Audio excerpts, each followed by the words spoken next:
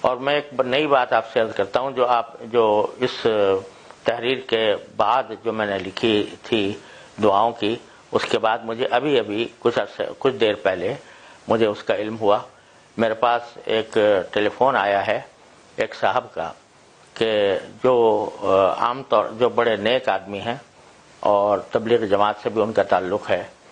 اور ان کو رسول کریم صلی اللہ علیہ وسلم کی زیارت پر کثرت ہوتی رہتی ہے. تو انہوں نے مجھے ٹیلی فون پر بتایا کہ گزشتہ رات ان کو رسول کریم صلی اللہ علیہ وسلم کی زیارت ہوئی، اور اس میں نبی کریم صلی اللہ علیہ وسلم نے میرے پاس یہ پیغام بھیجا کہ تم لوگوں سے کہو، تم یہ پڑھو کہ 3 مرتبہ سورہ فاتحہ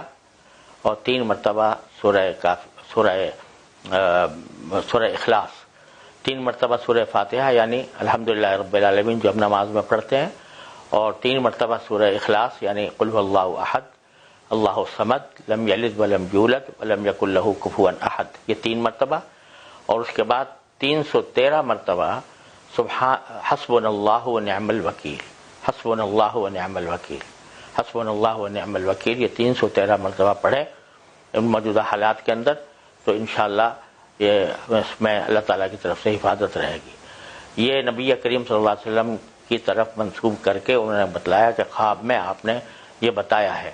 یہاں یہ میں عرض کر دوں کہ خواب بذات خود کوئی حجت نہیں ہوتا قرآن و حدیث کی طرح،